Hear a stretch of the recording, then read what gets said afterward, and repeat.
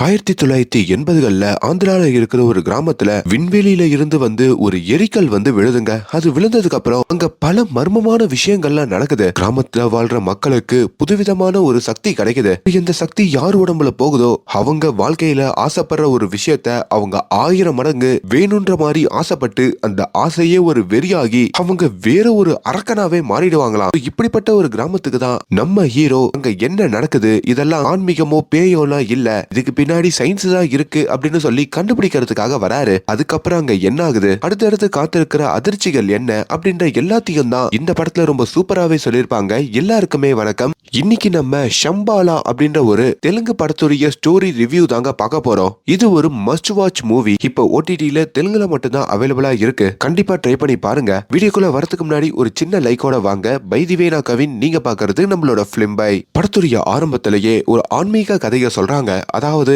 முன்னொரு காலத்துல இந்த உலகத்தை அழிக்கிறதுக்கு ஒரு மிகப்பெரிய அரக்கன் தோன்றுறானா. அவனால உலகத்துல வாழ்ற உயிரினங்கள்லாம் ரொம்ப பயங்கரமான கொடுமைகள் அனுபவிச்சுதான். அவன் பல அரசாங்கத்தை கைப்பற்றுறானா, பல மக்களை கொடுமைப்படுத்துறானா, இப்படி பல இம்சைகள் கொடுத்திருக்கா. அப்பதான் அங்க இருக்கிற முனிவர்கள்லாம் சேர்ந்து சிவன் கிட்ட வேண்டியிருக்காங்க. அதுக்கப்புறம் சிவனே ஒரு அவதாரம் எடுத்து இந்த பூமிக்கு வந்ததாகவோ, அப்படி அந்த அரக்கனோட சண்டை போட்டு இந்த மக்களை காப்பாத்தி அந்த அரக்கனை ஒரே முட்டா அழிச்சதாகவோ இந்த படத்தோட கதை ஆரம்பிக்குதுங்க. இப்ப கதை அப்படியே 1980க்கு வருது. 80கள்ல ஆந்திரால இருக்கிற அந்த கிராமத்துக்கும் விண்வெளியில இருந்து ஒரு எரிக்கல் விழுதுங்க. அந்த கல் விழுந்ததோ அங்க பயங்கரமா தீப்பத்திர மாதிரியும் காமிக்கிறாங்க. இப்ப அந்த கல்லு விழுந்து கொஞ்ச தொலைவுலயே ஒரு வீடு இருக்குங்க. அந்த வீட்டுல ஒரு மாட்டு தொழுவமும் இருக்கு. அங்க மாடுமே மிரண்டு போய் மாமான்னு கத்திக்கிட்டு இருக்க. இப்ப அந்த வீட்டுல சேகர்னு சொல்லி ஒருத்தர் இருப்பாருங்க. அவருமே வெளியே வராரு. என்ன மாடு கத்திக்கிட்டு இருக்கு, எதனா நாய் கடிக்க வந்துருச்சா அப்படின்னு சொல்லி கல்லெல்லாம் தூக்கி அடிச்சுட்டு மாடை பாக்குறாரு. அங்க மாடு சைலண்டா தாங்க நின்றுட்டு இருக்கு. சரி, ஆல்ரெடி விடிய போகுது, அப்படியே பால் கறக்க ஆரம்பிப்போம் அப்படின்னு ஒரு பக்கெட்டிய கொண்டு பால் கறக்கலான்னு வந்தா திடீர்னு அங்க கரண்ட் போகுதுங்க. அங்க ஏதோ ஒரு சத்தமோ பயங்கரமான காத்தும் அடிக்குது. சேகர் பயந்து போறாரு. விளக்கை எடுத்துக்கிட்டோம். யாரு யாரு அப்படின்னு கேட்டுக்கிட்டு அந்த வீட்டையே சுத்தி வர அப்பா ஒரு பின்னாடி ஒரு அரக்கன் மாதிரி ஒரு ஆவி நிக்கிற மாதிரி காட்டுறாங்க. இப்ப மறுபடியும் அவரு பால் கறக்கலான்னு சொல்லி மாட்டு பக்கத்துல வர இப்ப மறுபடியும் அந்த ஆவி இவரை அடிக்கிற மாதிரியும் இவரு நில தடுமாறி கீழே விழற மாதிரியும் காட்டுறாங்க. அவரு கழுத்துல ஒரு சின்ன வலி ஏற்படுற மாதிரியும் அவரு உணர்றாரு. கொஞ்ச நேரத்திலேயே இவர் பால் கறந்துருப்பாரு பாத்தீங்களா, அந்த பாலை கொண்டு அங்க இருக்கிற பால்காரருக்கும் விப்பாருங்க. கிராமத்துல இருக்கவங்க எல்லாம் அவங்கவுங்க மாட்டுக்கிட்ட கறந்த பாலெல்லாம் அந்த பால்காரர்கிட்ட வித்துட்டு இருக்க. அப்படி இவரும் அந்த பக்கெட்டிய கொண்டு கொடுக்கறாரு. அப்படி சேகர் கொண்டு வந்த பக்கெட்டியில பால் இல்லைங்க, அதுக்கு பதிலா ரத்தம் தாங்க இருக்கு. அதை பார்த்ததும் பால்காரரு ஷாக் ஆகுறாரு. ஐயோ அம்மான்னு சொல்லி கத்திக்கிட்டும் ஓடுறாரு. கட் பண்ணா இப்ப ஹைதராபாத்தை காமிக்கிறாங்க. அங்க ஷம்பாலா அப்படின்ற ஒரு கிராமம் இருக்கு. அந்த கிராமத்துல விண்கல் விழுந்திருக்கு. அது விழுந்ததுல இருந்து அந்த கிராமத்துல நிறைய தீய சம்பவம்லாம் நடக்கிறதா கிராமத்துக்காரங்க சொல்றாங்க. அந்த விண்கலை பார்த்து அவங்க ரொம்பவுமே பயப்படுறாங்க. நம்ம தான் போய் என்னன்னு கண்டுபிடிச்சாகணும் அப்படின்ற மாதிரி டிஸ்கஸ் பண்ணிட்டு இருக்காங்க. சார், இப்பெல்லாம் கிராமத்துல எது நடந்தாலும் அது பேய் பிசாசு சாமின்னு சொல்லி கதை பேச ஆரம்பிச்சிடறாங்க. இப்ப இந்த விண்கல்ல அவங்க கண்டிப்பா சயின்ஸ்னு நம்ப மாட்டாங்க. இதையும் ஆன்மீக கதை சொல்லி மூழ்கடிக்க தான் பாப்பாங்கன்ற மாதிரிலாம் பேசிட்டு இருக்க. அதுக்குதான் நம்ம கிட்ட ஒரு சரியான ஆள் இருக்கான். அவரோட பேரு விக்ரம். அப்படி நம்ம விக்ரம அந்த கிராமத்துக்கு அனுப்பி வைப்போம். அவனால மட்டும்தான் அந்த விண்கல்ல பற்றி ஆராய்ச்சி பண்ணி சரியான தகவலை நம்ம கிட்ட கொடுக்க முடியும்னு சொல்லியும் அங்க நம்ம விக்ரம் கிட்டையும் தகவல் கொடுக்க இப்ப நம்ம விக்ரம காமிக்கிறாங்க. இவரு தாங்க ஹீரோ. இவருக்கு அப்பா அம்மா இல்லைங்க. தன்னோட அம்மாவுடைய போட்டோ தான் எப்பவுமே கையில வச்சு பாத்துக்கிட்டே இருப்பாரு. இப்போ புதுசா இவருக்கு இந்த ப்ராஜெக்ட் வேற வந்திருக்கோமா, அதனால அந்த ஷம்பாலா அப்படின்ற கிராமத்துக்கும் அவர் அங்க இருந்து கிளம்புறாரு. ஒரு டாக்ஸி வர சொல்லி அந்த டிரைவர் தாங்க இப்ப அந்த ஷம்பாலா கிராமத்திலேயே கொண்டு விடுறாரு. இப்படி இருக்கையில அதே கிராமத்துல இருக்கிற சில கேரக்டர்ஸ காமிக்கிறாங்க. ஒரு அப்பா எப்பவுமே தன்னோட பொண்ணு படிக்கலன்னு அடிக்கிற மாதிரியும், இன்னொரு பக்கம் ஒரு டீச்சர் இருக்காங்க. அவங்களுக்கு கணவர் இல்லைங்க. அதனாலேயே அங்க இருக்கிற ஒரு வேலைக்காரன் எப்படின்னா அந்த டீச்சரை அடையணும்ன்ற மாதிரி ரொம்ப நாளாவே கொஞ்சம் தவறா பார்த்துட்டு இருப்பான். இது போக கல்யாணம் ஆகி பல வருஷத்துக்கு அப்புறமும் சந்தோஷமா வாழ்ற ஒரு தம்பதிகளை எப்பவுமே பொறாமையா பாக்குற வேலைக்காரி. சோ இப்படி ஒரு கிராமம் தான் நம்ம ஹீரோ விக்ரம் போற கிராமங்க. அப்படி நம்ம விக்ரம் அந்த கிராமத்துக்குள்ள வந்ததும் டாக்ஸிக்காரரும் காசை வாங்கிக்கிட்டு கிளம்ப அங்க ஒரு கான்ஸ்டபிள் வராருங்க. அவருமே நம்ம ஹீரோவை வரவேற்கிறாரு. 80கள்ல சைக்கிள் தானே, அப்படி ஒரு சைக்கிள்லயும் நம்ம விக்ரம உட்கார வச்சுட்டு அந்த கிராமத்துக்குள்ள நம்ம விக்ரமா அவர் கூட்டிட்டு போறாரு. ஏதோ எரிக்கல் விழுந்ததாமே, அது எங்க விழுந்ததுன்னு கேட்க, சார் எரிக்கல்னு சொல்லாதீங்க, அது ஒரு சாத்தானுடைய கல்லு, நாங்களாம் அந்த பக்கமே போக மாட்டோம், அது விழுந்ததுல இருந்து இந்த கிராமத்துல அமானுஷமா நிறைய நடக்குது சார், அதனால சாமிஜி பக்கத்துல போக கூடாது, பூஜை பண்ணதுக்கு அப்புறம் தான் பக்கத்துல போனோம்னு சொல்லிட்டாரு. சொல்லிட்டு இருக்க வேலையிலேயே இன்னொரு பக்கம் அந்த சாமிஜியை காமிக்கிறாங்க.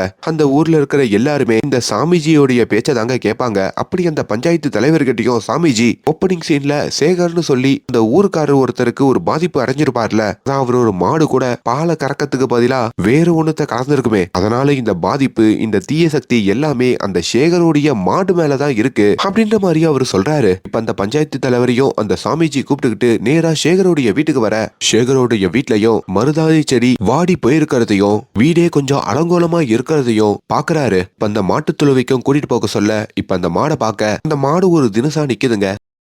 சாமிஜியும் கொஞ்சம் விதைகளையும் இந்த சேகர் கையில கொடுத்துட்டு, சேகரே இந்த மாட்டை போய் ஒரு வாட்டி சுத்தி வா அப்படின்ற மாதிரி சொல்ல, சேகரும் சுத்தி வந்து அந்த விதைகளை காமிக்கிறாரு. அவரு கொடுத்த விதைகள் எல்லாமே கருப்பா இருக்குங்க. அதை வச்சு சாமிஜியும் கன்ஃபார்ம் பண்றாரு, அந்த தீய சக்தி இப்போ இந்த மாடு மேலதான் இருக்கு, இங்க இந்த மாட்டை போட்டு தள்ளிடுங்க, ஊருக்குள்ள இருக்கிற பிரச்சனைகள் எல்லாம் சரியாயிடும்னு சொல்ல, ஐயா மாட்டை எப்படியா போட்டு தள்ளுறது, அது நம்மளோட தெய்வமாச்சே, எனக்கும் புரியுதுப்பா, ஆனா நம்மளுக்கு வேற ஆப்ஷன் இல்லையே, இந்த மாடு இப்போ உசுரோட இருந்ததுன்னா நம்ம உசுருக்கெல்லாம் ஆபத்துன்ற மாதிரியும் சொல்றாரு. இதையுமே வீட்டுல இருக்கிற சேகருடைய அம்மா இருக்காங்கல்ல, அவங்க கேட்க மறுக்கிறாங்க. மாட்டை அப்படிலாம் கொடுக்க முடியாதுன்னு சொல்றாங்க. சேகரும் கோவப்பட்டு, அதான் பெரிய மனுஷங்களாம் சொல்றாங்கல்ல, என்ன தொன்னு பேசினுக்கிற பஞ்சாயத்து தலைவரே, நான் மாட்டை கொடுக்குறேன், மாட்டை கூட்டு போய் என்ன வேணா பண்ணுங்க அப்படின்ற மாதிரி சேகர் சொல்லிடுறாரு. ஆனா சேகர் இங்க பேசிட்டு இருக்கிறதுக்குள்ள சேகரோட அம்மாவோ அந்த மாட்டோடைய கயிறை போய் அவுத்து விடுறாங்க. மாட்டையும் அங்க இருந்து ஓட சொல்றாங்க. அப்படியே அந்த மாடோ அங்க இருந்து ஓட அந்த ஊருக்காரங்களும் அந்த மாட்டை துரத்திக்கிட்டு போறாங்க. அப்பதான் நம்ம சேகரோடைய கழுத்துல ஏதோ சிவப்பு கலர்ல ஒரு சர்க்கிள் சுத்திட்டு இருக்கிற மாதிரி காட்டுறாங்க. அது என்னன்னு பின்னாடி பாப்போம். அதே வேளையில இங்க ஹீரோ வேற கான்ஸ்டபிளோட சைக்கிள்ல ஊருக்குள்ள வருவார்ல, அவர் ஊருக்குள்ள வரும்போதே ஏதோ ஒரு சலங்கை சவுண்டு கேக்குதுங்க. ஒரு பெண்ணுடைய கொலுசு மாதிரியே இருக்கே, யாரும் நம்மள பின் தொடர்றாங்களோன்ற மாதிரியும் ஹீரோ சொல்ல, சார் என்ன சார் கொலுசு சவுண்ட் எல்லாம் கேக்குதுன்னு சொல்றீங்க, எனக்கு ரொம்ப பயமா இருக்கு சார்னு சொல்லி கான்ஸ்டபிளும் வேகமா வண்டியை மெதிக்கிறாரு. அப்பதான் ஒரு இடத்துல போய் இவங்க ரெண்டு பேருமே கீழே விழ, அங்க இந்த மாடு ஓடிக்கிட்டு இருக்குங்க. ஏன் மாடு ஓடுது, அதான் சார் முன்னாடியே சொன்னனே, ஊருக்குள்ள ஒரு சாமிஜி இருக்காரு, அவரு இந்த மாடு நாள் தான் நம்ம ஊருக்குள்ள கெட்டது நடக்குதுன்னு சொல்லி இந்த மாட்டை போட்டு தள்ள சொல்லிட்டாரு, அதான் ஊருக்காரங்களும் துரத்திக்கிட்டு இருக்காங்கன்னு சொல்ல ஹீரோக்கும் கோவம் வருது. மாடு என்னையா பண்ணுச்சு பாவம், உங்க மூட நம்பிக்கைக்கு ஒரு எல்லை இல்லையான்னு சொல்லி அந்த மாட்டை வந்து இவரு காப்பாத்துறாரு. அப்படி அந்த ஊருக்காரங்களையும் அடிச்சு போட்டுட்டு நேரா அந்த எரிக்கல் விழுந்த இடம் இருக்கு பாத்தீங்களா, அந்த இடத்துக்கும் அந்த மாட்டை நம்ம ஹீரோ கூட்டிட்டு வராரு. அதையுமே அங்க இருக்கிற சாமிஜி பஞ்சாயத்து தலைவர் எல்லாருமே பாக்குறாங்க. இந்த மாட்டை போட்டு தள்ள சொல்லி நாங்க சொன்னா நீ என்னன்னா மாட்டை காப்பாத்தி கூட்டிட்டு வரியா, நீ யான்ற மாதிரி கேட்டதுக்கு, நான் சென்ட்ரல்ல இருந்து வந்த ஒரு அதிகாரி, உங்க மூட நம்பிக்கைக்கு ஒரு அளவே இல்லையா, மாட்டுக்கு இன்ஃபெக்ஷன் ஆயிருக்கு, அதனால்தான் சிவப்பு கலர்ல அது பால் கறந்துருக்கு, நீங்களும் மூச்சா போறீங்கல்ல, திடீர்னு வேற கலர்ல வந்தா உங்க மேலேயும் தீய சக்தி வந்துருச்சுன்னு சொல்லுவீங்களா, அது மாதிரி ஒரு இன்ஃபெக்ஷனால் தான் அதுக்கு வந்திருக்கு, தேவையில்லாம இப்படி கட்டுக்கதையை ஸ்ப்ரெட் பண்ணாதீங்க, உங்களுக்கு என்ன இந்த மாடு ஊருக்குள்ள வரக்கூடாது, சரி ஓகே, இதோ இருக்கே இந்த விண்வெளியில இருந்து வந்த இந்த எரிக்கல், இந்த எரிக்கலுக்கு பக்கத்திலேயே நான் ஒரு சின்ன கேம்ப் போட்டு இங்க தங்கி இந்த எரிக்கல்ல ஆராய்ச்சி பண்ணிட்டு தான் இங்க இருந்து போவேன், அப்படி நான் இங்க இருந்து கிளம்புற வரைக்கும் இந்த மாட்டை என் கூடயே வச்சுக்கிறேன், நான் போறதுக்குள்ள இந்த கிராமத்துல மர்மமா நடக்கிற இந்த விஷயத்துக்கு ஒரு சொல்யூஷனையும் கண்டுபிடிச்சு கொடுக்குறேன் அப்படின்ற மாதிரியும் அவர் சொல்றாரு. இதையுமே அங்க இருக்கிற சாமிஜி கேட்க, அவர் நம்ம ஹீரோவோட கண்ணுல ஒரு தேஜஸ பாத்துறாருங்க, அதனால அவரும் ஒத்துக்கிறாரு. அப்படி சாமிஜி போட்ட மந்திர தந்திரங்கள் சொல்லி எல்லாத்தையும் அவுத்து போட்டுட்டு நம்ம ஹீரோ இத சயின்ஸாவே ஹேண்டில் பண்றதா சொல்லி அங்க ஒரு கேம்பையும் போடுறாருங்க. இது எல்லாம் அங்க ஒரு மைனர் பையன் இருப்பாங்க, அவனுக்கு பயங்கர கோவத்தை ஏற்படுத்துது. டேய் நீ மட்டும் கொஞ்ச நாள்ல இதை கண்டுபிடிக்கல எதனா பண்ணிடுவேன்ற மாதிரி மிரட்டிட்டு அங்க இருந்து போறான். இப்ப ஹீரோ அங்க சில டீயெல்லாம் நட்டு அந்த மாட்டுக்கும் ஒரு இடத்த ரெடி பண்றாரு. அதுக்கப்புறம் மாட்டுக்கு புல்லெல்லாம் போட்டு மாட்டுக்கு எதுக்கு சிவப்பு கலர்ல பால் வருதுன்னு சொல்லியும் ஆராய்ச்சி பண்றாரு. அதே வேளையில அந்த எரிக்கல் இருக்கு பாத்தீங்களா, அது மேலேயும் சில கெமிக்கல் எல்லாம் ஊத்தி ராத்திரி முழுக்க ஆராய்ச்சி பண்ணிக்கிட்டு இருக்க. அப்பதான் நம்ம ஹீரோவை பாக்குறதுக்கு அடுத்த நாள் காலையிலயுமே தேவி அப்படின்ற ஒரு அழகான பெண் வராங்க. யார் நீங்கன்ற மாதிரி கேட்டதுக்கு, இந்த ஊர்ல இருக்கிற சாமியாரோட பொண்ணுதான் நானு, இந்த ஊருக்காரங்க ரொம்ப மூட நம்பிக்கையோட இருக்காங்க, நானே நிறைய வாட்டி சொல்லி பார்த்தேன், அவங்க நம்பல, இப்போ உங்களை மாதிரி ஒரு ஆள் வந்ததுனால தான் அதெல்லாம் நம்ப ஆரம்பிக்கிறாங்க, அப்போ நீங்களாச்சும் இந்த ஊரை மாற்றீங்களான்ட்டு அப்படின்ற மாதிரியும் பேசிக்கிட்டு இருக்க. நம்ம ஹீரோக்கு இந்த கடவுள் நம்பிக்கை எல்லாம் இல்லைங்க, ஆனா தேவி கடவுளை நம்புவாங்க, அவங்களோட நம்பிக்கைகளை பத்தியும் அவங்க பேசுறாங்க.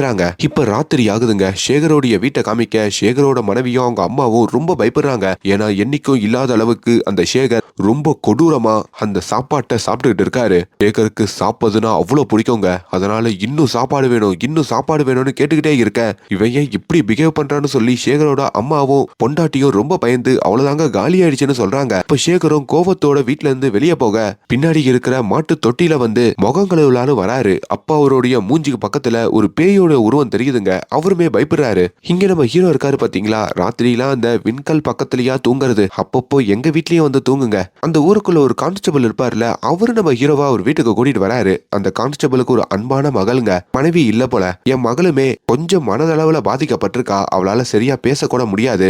ஊர் பசங்களா அவளை கிண்டல் பண்ணி இப்ப பள்ளிக்கூடம் கூட அனுப்புறது இல்ல, ட்ரீட்மெண்ட் போயிட்டு இருக்கு அப்படின்ற மாதிரியும் அந்த சோக கதையை சொல்ல, சின்ன பொண்ணு நிறைய ஓவியத்தெல்லாம் வரைஞ்சு வச்சிருக்காங்க. அப்படி அவங்க ஊர்ல இருக்கிற அம்மன் கோயிலையும் அதுல இருக்கிற கல்வெட்டுகளையும் எல்லாம் ஓவியமா வரைய அதெல்லாம் ஹீரோ பார்த்துட்டும் இம்ப்ரெஸ் ஆகுறாரு. இப்ப அந்த சின்ன பொண்ணோட தான் நம்ம ஹீரோ இந்த ராத்திரி முழுக்க பேசுறாரு. அவங்களும் நட்சத்திரத்தை பார்த்துக்கிட்டே இருக்க, ஏன்னு கேட்டதுக்கு அந்த நட்சத்திரத்தை பார்த்து அது என் அம்மான்னு சொல்றாங்க. ஹீரோவும் அதுக்கு பக்கத்துல இருக்கிற நட்சத்திரம் என்னோட அம்மான்னு சொல்ல, அப்படி ஹீரோ அந்த சின்ன பொண்ணோட ஃப்ரெண்ட் ஆகுறாருங்க. இப்ப அடுத்த நாள் காலையில விடியுதுங்க. நம்ம ஹீரோவோட டென்ட்ல இருக்கிற அந்த மாடு இருக்கு பாத்தீங்களா, அந்த மாட்டை கழட்டிட்டு போகிறதுக்காக சேகர் வராரு. யோ என்னையா பண்ற, மாட்டெல்லாம் கழட்டிட்டு போக முடியாது அப்படின்ற மாதிரி ஹீரோ தடுக்க, இப்ப ஹீரோவையும் அந்த சேகர் ரொம்ப கொடூரமா தாக்குறாரு. அப்படி ஹீரோவையும் ஒரு தண்ணி தொட்டியில போட்டு அப்படியே மூழ்கடிக்க, அப்ப திடீர்னு அங்க ஒரு பயங்கரமான பெல் அடிக்கிற சவுண்ட் கேக்குதுங்க. அது கேட்டதும் சேகரோடைய முகம் மாறுது. அவரு ஹீரோ கூட சண்டை போடுறதை விட்டுட்டு அங்கிருந்து வேகமா ஓடுற மாதிரி காட்டுறாங்க. கொஞ்ச நேரத்திலேயே அந்த தேவி இருக்காங்க பாத்தீங்களா, அவங்க நம்ம ஹீரோவை பார்க்க வர, என்னாச்சு எதுக்காக இப்படி காயப்பட்டு இருக்கீங்கன்னு கேட்க, அந்த சேகருக்கு என்னாச்சுன்னு தெரியல, திடீர்னு காலங்காத்தால வந்து என்ன அடிக்க ஆரம்பிச்சிட்டான், இப்ப எங்கேயோ போயிட்டான், பிரச்சனை இல்லைன்ற மாதிரியும் ஹீரோ சொல்லிக்கிட்டு இருக்காரு. அப்பதான் ஹீரோ இந்த ஆராய்ச்சி பண்ணிட்டு இருக்கிற அந்த விண்கல் இருக்கு பாத்தீங்களா, அது அங்க சில துண்டுகளா உடைஞ்சு இருக்குங்க. அதுல ஒரு துண்டு அங்க பூமிக்கு அடியில போனதையும் ஹீரோ பாக்குறாரு. அது எப்படி பாசிபிள், பூமிக்கு மேல இருந்த அந்த விண்கல் எப்படி பூமிக்கு அடியில போகலாம் அப்படின்ற மாதிரியும் அவர் யோசிக்க, அப்ப அந்த இடத்துக்கு அந்த கான்ஸ்டபிளும் அந்த சின்ன பொண்ணும் வராங்க. அதை பார்த்ததும் ஹீரோ பக்கத்துல இருக்கிற தேவியும் நான் கிளம்புறேன்னு சொல்லிட்டு அங்கிருந்து ஓட, கான்ஸ்டபிளும் தன்னோட பொண்ணை விக்ரம் கிட்ட விட்டுட்டு நான் வேலை முடிஞ்சு வர வரைக்கும் என் பொண்ணை இங்கேயே பாத்துக்குங்க அப்படின்னு சொல்லிட்டோம். அவரு அப்படியே ஸ்டேஷனுக்கு கிளம்புறாரு. அப்புறம் அந்த பொண்ணோட நம்ம ஹீரோவும் அந்த தேவியும் தாங்க பேசிக்கிட்டும் விளையாடிக்கிட்டும் இருக்காங்க. இப்ப ராத்திரி ஆகுதுங்க. நம்ம ஹீரோவுமே அந்த விண்கல் இருக்கு பாத்தீங்களா, அது மண்ணுக்குள்ள போயிருக்கோம்ல, அப்படி மண்ணை தோண்டி அடியில என்ன இருக்குன்னு பாத்துடலான்னு முடிவெடுக்கிறாரு. அப்படி ஊருக்காரங்களையும் கூப்பிட்டு அந்த இடத்தையும் தோண்ட வைக்க, அதே வேலையில இன்னொரு பக்கம் சேகர் இருக்காரு பாத்தீங்களா, அவருமே அங்க இருக்கிற ஒரு கல்லு கடைக்கு வராருங்க. இங்க மண்ணை தோண்டிட்டு இருக்கும் போதோ திடீர்னு அந்த மண்ணுக்குள்ள இருந்து ஏதோ புகை வரத அந்த ஊருக்காரங்க பாக்குறாங்க. அவங்களுக்கும் பயம் வந்து, இப்பயே சொன்ன இந்த கல்லு ஒரு தீய சக்தின்ட்டு இது பக்கத்துல என்ன கூட்டிட்டு வந்துட்டீங்களேன்னு சொல்லி அவங்க அங்க இருந்து கடப்பாறையெல்லாம் வச்சுட்டு ஓட, இப்ப ஹீரோ நானே தோன்றனாலும் சொல்லி அவரு தோண்ட ஆரம்பிக்கிறாரு. இங்க சேகருமே பயங்கரமா கல்லு குடிக்கிறாரு. கல்லு குடிச்சிட்டு அந்த கல்லு கடையில சில பேர் இவர மாதிரியே கல்லு குடிச்சிட்டு இவர்கிட்ட ரொம்ப தப்பு தப்பா பேசுறாங்க. இவனால் தாண்டா ஊருக்கே பாதிப்பு வந்ததுன்ற மாதிரிலாம் சொல்றாங்க. இது நம்ம சேகருக்கு பயங்கர கோவம் வருதுங்க. அப்படி அந்த கல்லு கடையில இருந்த ஒரு 6 பேரை நம்ம சேகர் ரொம்ப கொடூரமா போட்டு தள்ளுறாருங்க. இதை எல்லாமே கல்லு கடையில வேலை பார்க்கிற ஒரு வேலைக்காரனும் ஒளிஞ்சுக்கிட்டு பார்க்க அவனுக்கும் பயங்கரமான ஷாக்கு. இன்னொரு பக்கம் ஹீரோ இங்க மண்ணு தோண்டிட்டு இருக்காரு பாத்தீங்களா, அப்ப திடீர்னு அந்த மண்ணு சரிஞ்சு கீழே ஹீரோ விழறாரு. என்னன்னு கீழே வந்து பார்த்தா அங்க ஒரு சுரங்க பாதையே இருக்குங்க. இப்ப அங்க ஒரு விளக்கையோ ஏத்திக்கிட்டு அப்படியே அந்த சுரங்க பாதையை சோதிச்சு பார்க்கும் போதுதான் அங்க நம்ம ஹீரோ ஒரு பயங்கரமான உண்மையை கண்டுபிடிக்கிறாரு. இப்ப அடுத்த நாள் காலையில விடியுதுங்க. அந்த கல்லு கடையில நிறைய போலீஸ்காரங்க குவிறாங்க. என்னன்னு பார்த்தா அங்க இந்த சேகர் கல்லு கடையில சண்டை போட்டு 6 பேரை போட்டு தள்ளிட்டு அவரோட வாழ்க்கையையும் அவரு முடிச்சுக்கிட்டு இருக்காரு போல. இத போலீஸ்காரங்களும் ஊர் பஞ்சாயத்து தலைவரும் பார்த்து ஷாக் ஆகுறாங்க. இதெல்லாம் எப்படி நடந்ததுன்னு அவங்களுக்கும் ஒண்ணும் புரியல. அப்பதான் பக்கத்துல இருக்கிற ஒரு வயல்வெளியில அந்த கல்லுக்கடை வேலைக்காரன் இருக்கான் பாத்தீங்களா, அவன் அங்க தூங்கிட்டு இருக்கிறத பாக்குறாங்க. அவனையும் எழுப்பி, ஏய் நேத்து இங்க என்ன நடந்தது, ஏன் இந்த இடம் இப்படி இருக்குன்ற மாதிரி கேட்க, அப்பதான் அந்த வேலைக்காரனும், ஐயா இதெல்லாம் பண்ணது அந்த சேகர் தான்யா, திடீர்னு கோவம் வந்து சண்டை போட்டு எல்லாரையும் போட்டு தள்ளிட்டாயா, கடைசியில அவன் கதையா அவனும் முடிச்சுக்கிட்டாயா, நல்ல வேலை நான் மட்டும் இங்க இருந்து தப்பிச்சிட்டேன்ற மாதிரியும் அந்த வேலைக்காரன் சொல்றான். இங்க ஊர் பஞ்சாயத்து தலைவர்கிட்டயும் அங்க இருக்கிற இளைஞர்கள் வந்து, அன்னைக்கே சாமி சொன்ன மாதிரி அந்த மாட்டை நம்ம போட்டு தள்ளி இருக்கணும், அதை போடாம விட்டதுனால்தான் இப்ப இப்படி தீய சக்தி வந்து நம்மள பாழாப்படுத்துது, எல்லாத்துக்கும் அந்த புதுசா வந்த விக்ரம் தான் காரணம் அப்படின்ற மாதிரி எல்லாரும் விக்ரம் மேல கோவப்படுறாங்க. இப்போ அங்க இருக்கிற கான்ஸ்டபிள் கிட்டையும் இன்ஸ்பெக்டர் கிட்டையும், நீங்களே அந்த விக்ரம் அதிகாரிய இந்த ஊரை விட்டு போக சொல்லுங்க, எங்க ஊரை நாங்க பாத்துக்கிறோம், இந்த மாட்டை எங்க கிட்ட ஒப்படைக்க சொல்லுங்கன்ற மாதிரியும் அங்க பேசி அனுப்ப, இப்படி போலீஸ்காரங்களும் விக்ரம் கிட்ட பேசலான்னு வராங்க. ஆனா விக்ரமோ, நானே உங்ககிட்ட ஒரு பயங்கரமான உண்மையை சொல்லலாம் தான் வெயிட் பண்ணேன், அதை முதல்ல நான் காமிக்கிறேன், அதுக்கப்புறம் போலாமா வேணாமான்றத நீங்களே முடிவு பண்ணுங்கன்னு சொல்லிட்டு நேத்து இவரு ஒரு சுரங்க பாதையை கண்டுபிடிச்சிருவார் பாத்தீங்களா, அதையுமே அவருக்கு காமிக்கிறாரு. அப்படி அந்த சுரங்க பாதைக்குள்ள ஒரு எலும்பு கூடு இருக்குங்க. அதையுமே அங்க இருக்கிற போலீஸ் கிட்ட விக்ரம் காமிக்க, இந்த எலும்பு கூடு எப்படி இந்த சுரங்க பாதைக்குள்ள இருக்கு, இது என்ன எலும்பு கூடுன்னு நான் தெரிஞ்சாகணும், அதனால இந்த எலும்பு கூட ஒரு பார்சல் பண்ணி சிட்டில இருக்கிற ஆராய்ச்சி கூடத்துக்கும் அனுப்புறாரு. இன்னொரு பக்கம் இந்த வேலைக்காரர் இருக்காரு பாத்தீங்களா, அவருமே தான் ஊருக்குள்ள போயிட்டு இருக்கும் போதோ இந்த வேலைக்காரனுக்கு ஒரு டீச்சர் மேல கண்ணு இருக்கணும்னு சொல்லியிருப்போம் பாத்தீங்களா, அப்படி அந்த டீச்சர் அந்த ஊர் மைனர் பையனோட ஒன்னா இருக்கிறதையும் இந்த வேலைக்காரன் பாத்துறாரு. அவருக்கு பயங்கர எரிச்சல் ஆகுதுங்க. இப்ப நம்ம சேகர் இருக்காரு பாத்தீங்களா, அதான் இப்ப கூட போய் சேர்ந்திருப்பாரு. அவங்களோட அம்மா வந்து ஹீரோ கிட்ட அழுகுறாங்க. தான் வீட்டுல ஒரு கண்ணுக்குட்டி இருக்கு போல, அந்த கண்ணுக்குட்டியையும் இப்போ ஹீரோ ஒரு மாட்டை வளர்ப்பாரு பாத்தீங்களா, அந்த மாட்டோட சேர்த்து வைக்க இப்போ ஹீரோ கிட்டயும் என் பையன் சேகர் இப்ப என் கூட இல்லாம போயிட்டான், அவனை கோவத்தை அடக்குன்னு எவ்வளவோ சொல்லியிருக்கேன், கோவம் வந்தா டப்பு டப்புன்னு நிறைய பேர் அடிச்சிருவான், அப்படி இப்போ கோவப்பட்டு இப்படி அவனுக்கு ஆயிடுச்சு, அவன் உடம்ப கூட எனக்கு கொடுக்க மாட்டாங்கப்பா, ப்ளீஸ் டாக்டர் கிட்ட இருந்து அந்த உடம்பையாச்சும் வாங்கிட்டு வா, நான் அவனை நல்லபடியா அடக்கமாச்சு பண்றன்ற மாதிரியும் கேட்க இப்போ ஹீரோவும் அந்த உடம்ப வாங்குறதா சொல்லி டவுனுக்கு வராரு. அப்படி அவரு உடம்ப ஆராய்ச்சி பண்ண டாக்டருமே பயங்கர ஷாக்கிங்கா ஒரு ரிப்போர்ட் கொடுக்குறாருங்க. அதாவது அவரோட உடம்புல இருக்கிற ஒரு நரம்பு பாதிக்கப்பட்டிருக்கு. எல்லாரு உடம்புலயும் ஒரு முக்கிய நரம்பு இருக்கு. அந்த நரம்புல ஒரு சில விஷயத்தை டியூன் பண்ணா பல அபூர்வமான சக்திகள் கிடைக்கும். அப்படி இந்த சேகரோடைய உடம்ப யாரோ டியூன் பண்ணிருக்காங்க. இன்ஃபேக்ட் சேகரோடைய கழுத்துல பார்த்தா கொஞ்சம் சர்க்கிளா இருக்கிற மாதிரி ஒரு அடையாளம் இருந்திருக்கு. மேபி அவன் உடம்புல எதனா வைரஸ் கூட அப்படி எழுதிருக்கலாம், இல்ல அந்த விண்கல்ல எதனா ஏலியன் ஓட்டிட்டு வந்திருக்கலாம், அது கூட இப்படி ஏறி இருக்கலாம். இப்போ சேகர் சேரத்துக்கு முன்னாடி அந்த வைரஸ் அந்த உடம்புல இருந்து போயிடுச்சு. மேபி இப்ப அந்த வைரஸ் கிராமத்துல இருக்கிற வேற யாருன்னா உடம்புக்கு கூட போகலாம். அப்படி அவங்க உடம்புக்கு போச்சுன்னா அவங்க கழுத்துலயும் அதே மாதிரி சிவப்பு கலர்ல ஒரு சர்க்கிள் ஏற்படலான்ற மாதிரி சொல்லிட்டு இருக்க, அப்பதான் அதே ஊர்ல இருக்கிற அந்த வேலைக்காரனை காமிக்கிறாங்க. ஆமாங்க, அந்த வேலைக்காரனுடைய உடம்புலதான் அந்த சர்க்கிள் இருக்கு. அவருக்குமே அந்த டீச்சரோட அந்த மைனர் ஒன்னா இருந்ததையே யோசிச்சு பார்த்து பயங்கர கோவப்பட்டு இருக்காரு. இங்க நம்ம ஹீரோ இருக்காரு பாத்தீங்களா, இவர் இந்த தகவல் எல்லாம் தெரிஞ்சுக்கிட்டு அப்படியே அந்த எரிக்கல் பக்கத்திலேயே வர அப்பா அவரோட கேம்பை யாரோ எரிச்சு வச்சிருக்கிறதையும் பாக்குறாரு. அவருக்கும் பயங்கர கோவம் வருது. அவனோட அம்மா புகைப்படத்தை வேற அதுல எரிச்சிடுறாங்க போல. இப்போ அவருமே ஊர்க்காரங்க கிட்ட வந்து நானே இன்னைக்கு கிளம்பிடலான்னு இருந்தேன், நான் இந்த வேலையை முழுசா முடிச்சுட்டு தான் கிளம்புவேன்ற மாதிரியும் அங்க சவால் விடுறாரு. இப்ப நம்ம ஹீரோவை திடீர்னு வந்து அந்த தேவி பொண்ணு இருக்காங்கல்ல, அவங்க கூப்பிடுறாங்க. நான் ஒரு விஷயத்த பார்த்தேன், நீயும் வந்து அதை பாருன்னு சொல்லி இந்த வேலைக்காரர் இருக்காரு பாத்தீங்களா, அவரோட கழுத்துல இருக்கிற அந்த சர்க்கிளை காமிக்கிறாங்க.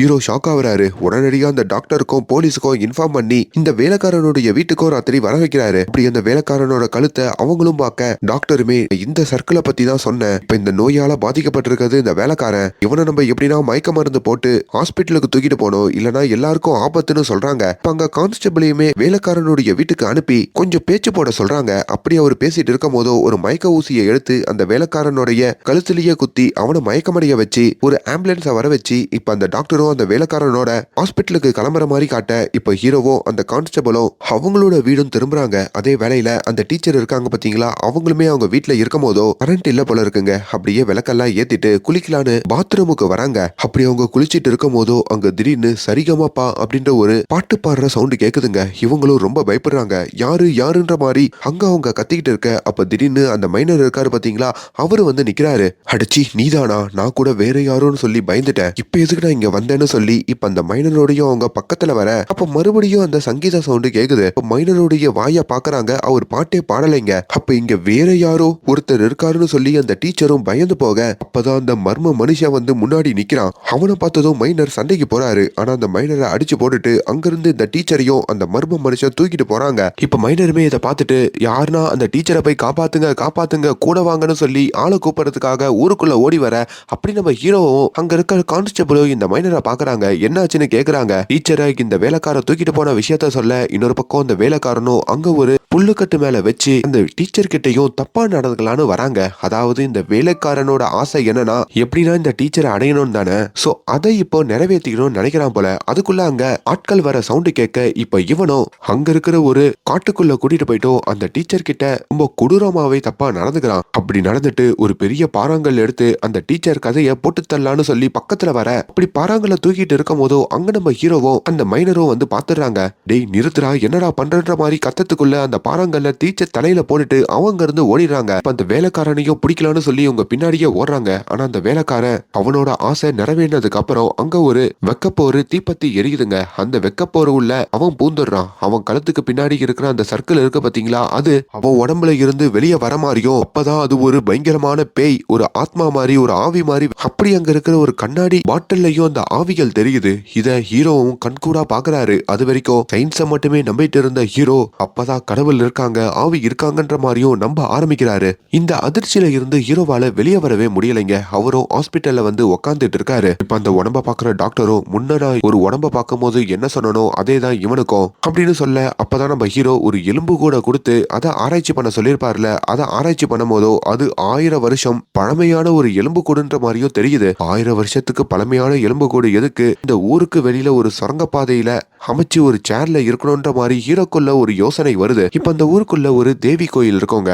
அப்படி அந்த கோயிலையும் ஊருடைய நாட்டாம வேண்டிக்கிட்டு இருக்க மக்கள் எல்லாம் எப்படின்னா காப்பாத்துங்கம்மா அப்படின்ற மாதிரியும் கேக்குறாரு. இப்போ நம்ம ஹீரோ ஒரு தேவியோட பழகிட்டு இருப்பாரு பாத்தீங்களா, அந்த பொண்ணுமே என்னாச்சுன்ற மாதிரி கேட்க அப்பதான் ஹீரோ தான் பார்த்த அந்த பேயையும் ஊர்ல நடந்த எல்லாத்தையும் அவர் சொல்றாரு. இப்ப அந்த தேவியோட ஒரு விளக்கை எடுத்துக்கிட்டு அந்த சுரங்கப்பாதை இருக்கு பாத்தீங்களா, அதுல எதனா தடையும் கிடைக்குமான்னு சொல்லி தேடி போக அப்ப அதுலயும் பல ஓவியங்கள் வரைஞ்சி வச்சிருக்கிறதையும் முக்கியமா ஒரு ஓவியத்து பக்கத்துல போகும் போதோ அது தகன்னு மின்ற மாதிரியும் ஹீரோ கவனிக்கிறாரு. அது பாக்குறதுக்கு ஒரு கவசம் மாதிரியும் ஏதோ கோயில் கோபுரத்துல இருக்கிற மாதிரியும் அவருக்கு தெரியுதுங்க. எங்கேயோ பாத்திருக்கேன்ற மாதிரி அவர் உணர அப்பதான் அந்த கான்ஸ்டபிளோடைய பொண்ணு நிறைய ஓவியங்கள் வரைவாங்கன்னு சொன்ன பாத்தீங்களா, அந்த ஓவியத்துல அவர் பார்த்திருப்பாரு. அப்படி அவங்க ஊர் கோயில தானே ஓவியமா வரைஞ்சிருப்பாங்க. அப்படி அந்த ஊர் அம்மன் கோயிலுக்கும் அவர் வர அப்படி அங்க இருக்கிற ஒரு கோயில் கோபுரத்துல தான் அந்த சுரங்கத்துக்குள்ள பார்த்த அதே ஓவியம் இருக்குங்க. அது கிட்ட ஒரு தீப்பந்தத்தை எடுத்துட்டு போகும் போதோ அதுல நிறைய வார்த்தைகள் இருக்கு. அதெல்லாம் படிக்கும் போதுதான் ஓப்பனிங் சீன்ல நான் ஒரு கதை சொன்னேன் பாத்தீங்களா, அந்த கதையில இன்னொரு விஷயம் சொல்லாம விட்டுருப்பாங்க. அது என்னன்னு சொல்றாங்க. அதாவது ஆரம்பத்துல சிவனும் ஒரு அரக்கனும் சண்டை போடுறப்போ இந்த சண்டையோடைய முடிவுல அந்த அரக்கனை சிவன் அழிச்சிருப்பாரு. அது மூலயமா அவரோட உடம்புல ஒரு வேர்வை துளி உருவாகி அது பூமியில சொட்டிருக்கும். சிவனோட கோவத்துல இருந்து வந்த வேர்வை துளி அப்படின்றதுனால அது ஒரு சின்ன பூச்சியா உருவாகி பக்கத்துல இருக்கிற இன்னொரு பூச்சியை சாப்பிட்டு பெருசாகி அதுக்கப்புறம் கல்லு மண்ணு மலைகள் இப்படி ஒண்ணு சாப்பிட்டா பெருசாகி ஒரு இடத்துல பூமியையே சாப்பிடுற அளவுக்கு வந்துடும். அதுக்கப்புறம் பல கடவுள்கள் ஒண்ணு சேர்ந்து பிரம்மா கிட்ட முறையிட்டு எப்படியோ அந்த அரக்கனை கண்ட்ரோல் பண்ண மாதிரியும் அப்படி இது போல பிரச்சனைகள்லாம் வரக்கூடாதுன்ற மாதிரியே இவங்க சில வாஸ்து சாஸ்திரத்தின்படி ஓவியங்களை வரைஞ்சிருக்காங்க. அது எல்லாத்தையும் இந்த கோயிலுடைய கோபுரங்கள்ல மேல இருக்கிற மாதிரியும் இவங்க வச்சிருக்கிறதாகவும் இந்த கதையில காமிக்கப்படுது. இது ஒரு பக்கம் இருக்க, இதே போல இன்னொரு பக்கம் அந்த அரக்கன் சிவனோட சண்டை போடும் போதும் அவர் உடம்புல இருந்து ஒரு வேர்வை துளி பூமியில விழுந்திருக்காங்க. அந்த வேர்வையும் அங்க ஒரு தீய சக்தியா உருவாயிருக்கு. அப்படி ஒரு ஆத்மா மாதிரி தான் சுத்தி இருக்கு. ஒரு கிராமத்தை டார்கெட் பண்ணுமா, அப்படி அந்த கிராமத்துல இருக்கிற ஒரு மனுஷனுடைய இல்ல பெண்ணுடைய உடலுக்கு போயிட்டு அந்த பேய் பூந்துக்குமா. அதுக்கப்புறம் தான் அவங்களோட கழுத்துல அந்த சர்க்கிள் மாதிரி உருவாகும் போல. அதோட எய்மே என்ன தெரியுமா, மனுஷனோட உடம்புக்கு பூந்ததுக்கு அப்புறம் அந்த மனுஷனுக்கு எதனா ஒரு ஆசை இருக்கும்ல, அப்படி அந்த ஆசைய 1000 மடங்கு பெருசா தூண்டி விடுமா. இப்போ ஒருத்தனுக்கு காசு வேணும்னு நினைச்சா இப்ப இந்த ஆத்மா அவரோட உடம்புக்கு போயிட்டா அவரு 1000 மடங்கு அந்த காசு வேணும். அந்த காசுக்காக நம்ம எந்த எல்லைக்கும் போனா யார வேணாலும் அழிக்கலான்ற ஒரு ஆசைப்பட்டு அவர் உடம்புலயும் ஒரு பலம் சேர்ந்து ஒரு அரக்கன் மாதிரி நடந்து அதுக்காக யார வேணா போட்டு தள்ளலான்ற அளவுக்கு துணிவாராம். ஒரு பெண் வேணும்னா அந்த பெண் அடையறதுக்கு ஒரு ஆண் எவ்வளவு எல்லைக்கு வேணாலும் போற மாதிரியும் அப்படி அவங்க தேவைகளுக்கு ஏத்த மாதிரி அந்த மனுஷனை தூண்டி விட்டுட்டு அவங்களோட ஆசையை அடைஞ்சதுக்கு அப்புறம் இந்த ஆவி உள்ள புந்த அந்த மனுஷனோட கதையையும் முடிச்சுட்டு வேற ஒரு உடலுக்கு போயிடுமா. இப்படி பல கிராமங்களை அந்த ஆவி அழிச்சதாகவும் அதுக்கப்புறம் யோகினி அப்படின்னு சொல்லி இப்ப இதே கிராமத்துல இருந்த 1000 வருஷத்துக்கு முன்னாடி வாழ்ந்த ஒரு பெண்ணுடைய உடம்புக்கு அந்த ஆத்மா போயிருக்கு. ஆனா அந்த யோகினி எந்நேரமும் கடவுளை மட்டுமே வணங்குறவங்க. அவங்க வாழ்க்கையில ஒரு துளி ஆசைய கூட வளர்த்துக்காம சேவைகள் செஞ்சே அவங்க வாழ்ந்துட்டு இருக்கவங்க. அப்படித்தான் உடம்புக்குள்ள ஒரு கெட்ட ஆத்மா வந்ததும் அவங்க உணர்றாங்க. இந்த ஆத்மா மட்டும் நம்ம உடம்புல இருந்து வெளியே போச்சுன்னா இப்படி கொஞ்சம் கொஞ்சமா ஆசை உள்ள மனிதர்களோட உடம்புக்கு போய் இந்த உலகத்தையே கூட அழிச்சிடலாம் அப்படின்ற மாதிரியும் அவங்க பயப்படுறாங்க. அதுக்காக அந்த யோகினி என்ன தெரியுமா முடிவு எடுத்திருப்பாங்க, தான் கிராமத்துக்காரங்க எல்லாரையும் ஒண்ணு கூட்டி இந்த உண்மைய சொல்லிட்டு தான் கிராமத்துக்கு வெளியில ஒரு சுரங்கம் மாதிரி அமைங்க, நான் அந்த சுரங்கத்துக்குள்ளேயே வாழ்ந்து அங்கேயே மடிஞ்சு போயிடுறேன், அந்த சுரங்கத்துக்குள்ளேயே அந்த கெட்ட ஆத்மாவும் மாட்டிக்கும், உங்களுக்கும் ஒன்னாகாது ஊர் மக்களுக்கும் ஒன்னாகாதுன்ற மாதிரியும் அவங்க சொல்லுவாங்க. இப்படி ஒரு தியாகத்தை பண்ணிதான் அந்த யோகினி 1000 வருஷத்துக்கு முன்னாடி அந்த சுரங்கத்துக்குள்ள உக்காந்துருப்பாங்க. அப்படி சுரங்கத்துக்குள்ளேயே அவங்க வாழ்க்கை முடிஞ்சிருக்கோங்க.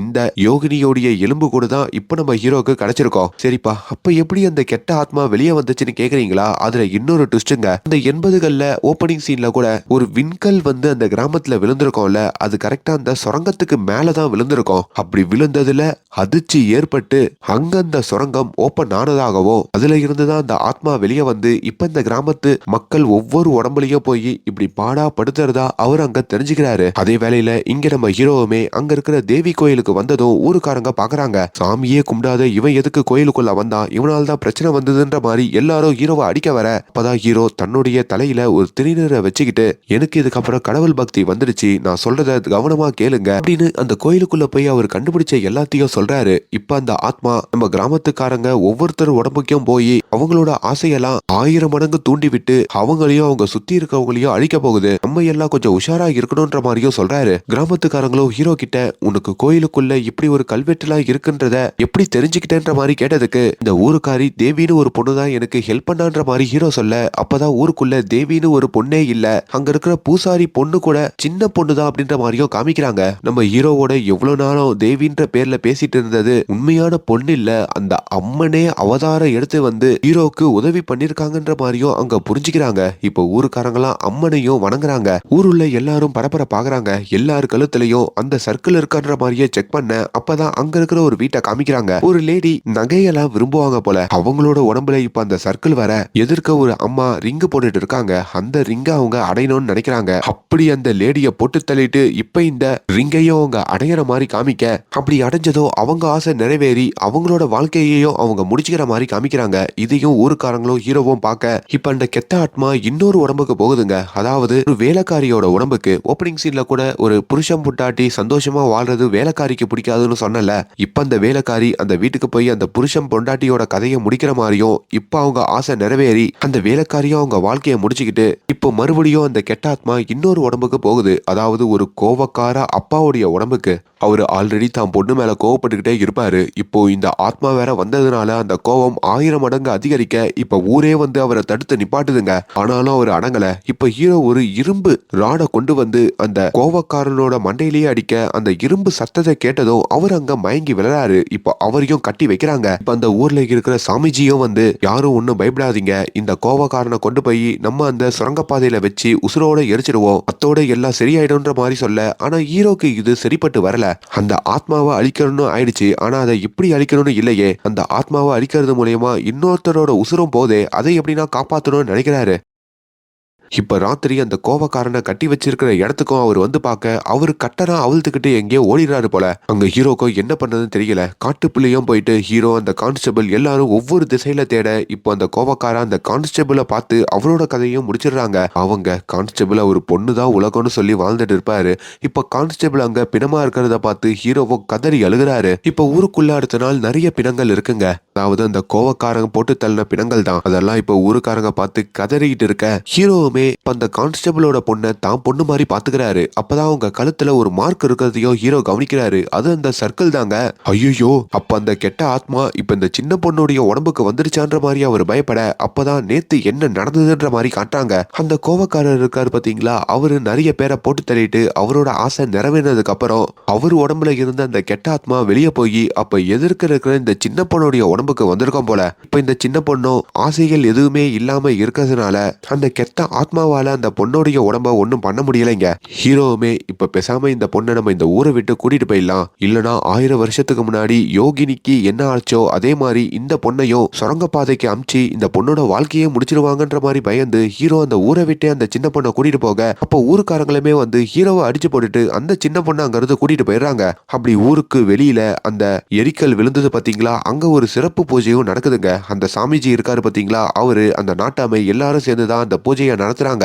அப்படி அந்த சின்ன பொண்ணையும் ஒரு இடத்துல உட்கார வச்சு அவங்களுக்கு வளையலெல்லாம் போட்டு விட்டு அவங்கள குளிப்பாட்டி இப்ப அங்க இருக்கிற அந்த சுரங்கத்துக்குள்ள அனுப்பி மொத்தமா மூட போறாங்க போல. இதுதாங்க அவங்களுடைய பிளானு. ஆனா அந்த சின்ன பொண்ணுக்கு பெருசா நாலேஜ் எல்லாம் இல்லாம அவங்க நட்சத்திரத்தை பார்த்து அம்மா வேணும் அம்மா வேணும்ன்ற மாதிரியே சொல்லிட்டு இருக்காங்க. இதையுமே அந்த தேவி இருக்காங்க பாத்தீங்களா, அவங்க அங்க வந்து பார்க்க அவங்களுக்கும் ஒரு மாதிரி கலங்கி போகுதுங்க. என்னதான் அவங்க சாமியா இருந்தாலும் அவங்களால நேரடியா வந்து சிவன் மாதிரி சண்டைலாம் போட முடியாது. அவங்க பவரை வேற விதமா தாங்க யூஸ் பண்ண முடியும். அப்படி நேரா அங்கிருந்து வந்து தூங்கிட்டு இருந்த ஹீரோவையும் எழுப்பி விட, அப்பதான் ஹீரோ ஒரு சின்ன விஷயத்த யோசிச்சு பாக்குறாரு. அந்த ஊருக்குள்ள வந்த உடனே ஹீரோக்கு ஒரு கொலுசு சவுண்ட் கேட்டிருக்கோம்ல, அது அந்த தேவியோடைய கொலுசு தாங்க.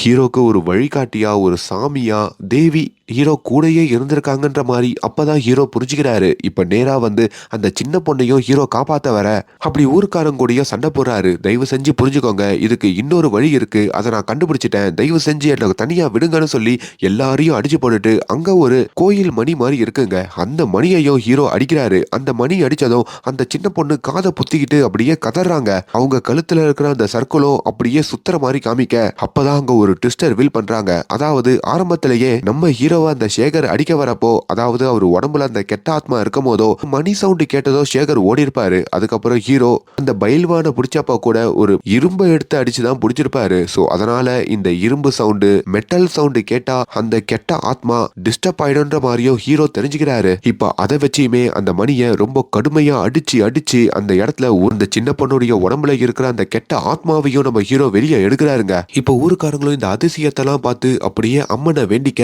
அப்படி அம்மனோட கோயில்ல போயிட்டு இப்ப அந்த கெட்ட ஆத்மா சரணடைகிற மாதிரியும் அப்படி நம்ம ஹீரோ அந்த ஊரையே காப்பாத்தி அந்த சின்ன பொண்ணையும் காப்பாத்தி அவர் ஒரு மாடு வளர்ப்பாரு பாத்தீங்களா, சேகருடைய மாடு தாங்க. இப்ப அந்த மாட்டுடைய பாலையும் கறந்து கொஞ்சம் எடுத்துக்கிட்டோம் அந்த சின்ன பொண்ணை கூட்டிட்டு அவர் அந்த ஊர்ல இருந்து அப்படியே வெளியே போறாரு. அந்த ஊரோட பஞ்சாயத்து தலைவரே வந்து ஹீரோவை கையெடுத்து கும்பிடுற மாதிரியும் அங்க காமிக்க அட்லாஸ்ட் ஹீரோவோட கண்ணுக்கு மறுபடியும் அந்த தேவி தெரிகிறாங்க. ஆக்சுவலி தேவி இந்த சின்ன பொண்ணோட கண்ணுக்கும் தெரிவாங்க போல. அவங்க கிட்டயும் ஒரு தேங்க்ஸ் சொல்லிட்டு இப்ப அங்க இருக்கிற ஒரு டாக்ஸி, அதாவது ஹீரோ ஒரு டாக்ஸில வந்து இறங்கி இருப்பார்ல, அதே டாக்ஸிக்காரர் அங்க வராருங்க. அப்படி அவர் வண்டியில ஹீரோ ஹைதராபாத்துக்கு கிளம்புற மாதிரியும் இந்த படத்தோட கதை முடியுதுங்க. ஒரு வித்தியாசமான ஆன்மீக படம் பார்க்கணும்னு நினைக்கிறவங்க கண்டிப்பா இந்த படத்தை ஓடிடில ட்ரை பண்ணி பாருங்க. அண்ட் மேலும் இந்த மாதிரியான வீடியோஸை தொடர்ந்து பார்க்கறதுக்கு நம்மளோட சேனலை சப்ஸ்கிரைப் பண்ணுங்க. Thank you so much.